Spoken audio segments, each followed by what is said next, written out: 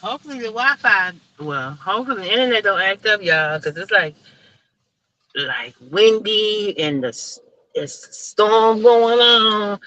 I'm late. When I say I'm late, I'm super late. I know nobody probably expected for me to be on either because I was taking like a little hiatus from YouTube. But if it goes out, just hang around for a little bit and then it'll come back. But hey, family. Oh Lord.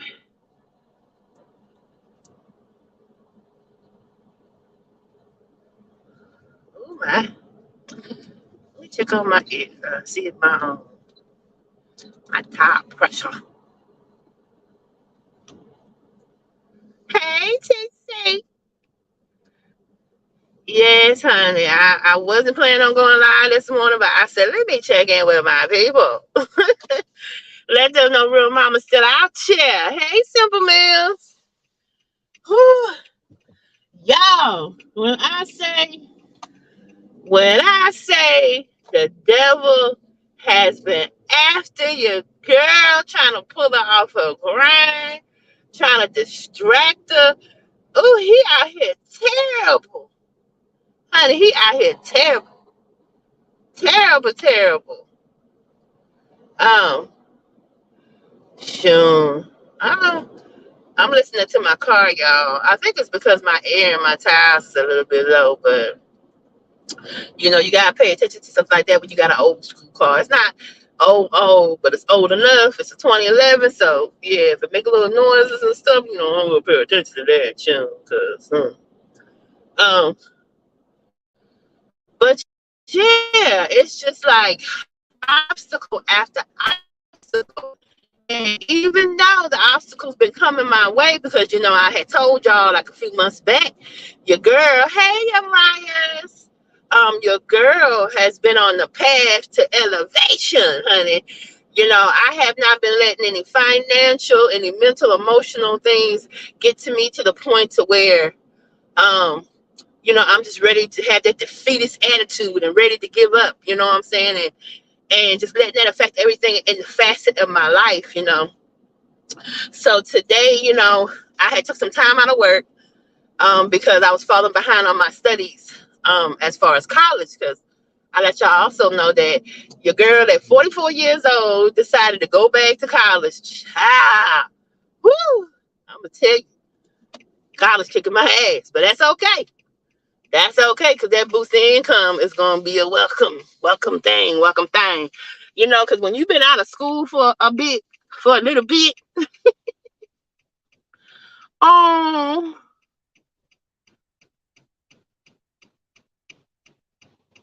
yeah, TC, I've been through that too. When my father passed away, I'm a sidebar and get into another conversation. When my father passed away, TC, and I'm not ashamed to say it, my father in 2017 passed away from suicide. He took his own life. I never got answers on why.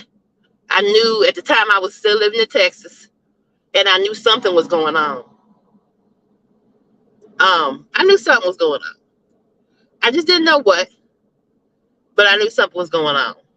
Um, I think he was sick, and he had been complaining for a long time to other people, but he would never complain to me that he had issues going on. And I had took time off where I was working because I was planning on, driving back to Virginia to find out what was going on with my daddy. But it was, by the time I got here, it was too late, and my father passed away.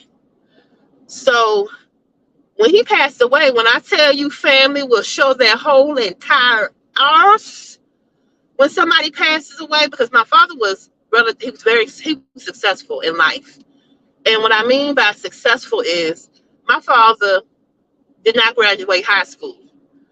And my father still got a trade. He became a welder. One of the top welders at where he was working at, which was a company called Omega Protein, which is a top fishing conglomerate all up and down. Actually, the Eastern Seaboard. I think they expand all the way even into like Louisiana, places like that. Because I know a lot of men who, when fishing season is over here, what they do is they go to down south because the season just starts down there for them, and they get that kind of work. Well, my father worked on welding for boats and all that type of things, and he did it for 25 years plus. He was with that company even longer. He was very loved in the community, very well known, and I had a lot of respect for him and love for him. When I was younger, our relationship wasn't the best because I'm a product of divorce. So sometimes in life, in order to move on, you have to forgive people and meet them where they are. Hey, Michelle. You have to meet people where they are and forgiveness. Not so much. Look at this person, y'all. They such in a hurry to get nowhere and be trapped behind two cars. But anywho, because I'm going 60, honey. But people, when all that was going on and he had wound up passing away and everything else, it was a lot going on as far as he was married at the time. He had two younger children by his current wife at the time. And my father, when he passed away, he didn't leave a will. He didn't leave an estate. So by law in Virginia, the first child, the eldest child, from the first marriage, basically automatically becomes 70% owner, or has 70%, and then the spouse has 30. And at the time, not speaking ill of his spouse, but just to make a long story short, it was made it out to seem as if I wanted his whatever he had left to myself, which wasn't the case. The issue arose where me and his ex, or no, not his ex, his widow, she basically, I don't want to speak bad on people, but I felt that she was not doing right. She had a lot of issues and things. I was worried about the home in which they resided, because it was still in my father's name, and because I had younger siblings. Listen, I'm older. I'm the oldest sibling. You know what I'm saying? So me being the oldest sibling, I wasn't even concerned. I didn't want the home. I didn't want the land. I didn't want none of his property. I could have went to my younger sibling. I didn't care about none of that. What I cared about was my father was buried on the land. She chose to bury him on the property. And my thing was, at the time, she didn't work. My father did everything. He worked. She didn't have to work. She didn't have to. She didn't have to pay any bills. He took care of all of her needs. You know what I'm saying? He took care of my siblings. He took care of her other children from a previous relationships and everything else. So, I was worried that something might happen. She might lose the house, and my father's buried there. You feel me? My father's buried there. So, with that being said, I told her, I said, look, I'm not interested in the property of the house, but what I do want is, only thing I want out the situation is to be properly informed. If she falls into foreclosure, or if she has back on land taxes, that I'm able to get notification so that I'm able to help pay to get it out of foreclosure, help pay to, if she fall behind, so she won't lose the home and everything else. And she had a problem with that. She didn't want me on anything. She was like, well, just buy me out of my half, and so on and so on. She made a big thing out of it. So, I'm just saying, I know where you're coming from, TC, when I say how family can be. And because of her attitude and the way she was acting, it turned me all the way off. And I'm the type of person that, hey, if you're going to give me that type of pushback because I'm trying to have you and my siblings back, and I'm trying to make sure the child okay because that's what my daddy would want, then, You know what I'm saying? I'm gonna move around because something not right. Something not right with that situation. And me and her to this day have a very strained relationship. And I'm just like, I'm not gonna argue and fuss with you. And at the time, you know what I'm saying, I had just got a divorce, had moved back to Virginia with my kids, had to start all over again, you guys. So to be put in that situation, where if I really pushed it, I could have went ahead and like, okay, I'm gonna take over this, I'm gonna take over that, or I'll go ahead and buy you out or whatever. But that's not what I wanted because I was honoring my father's wishes. And plus, I want my own. I don't want anything left to me or given to me because somebody passed away, if that makes any sense. You know what I'm saying? And God has blessed me full forward. I came here, like I said, with just my children's belongings and everything thrown on the top of my little tiny car, and had to start all over again because I left a marriage that was just very toxic.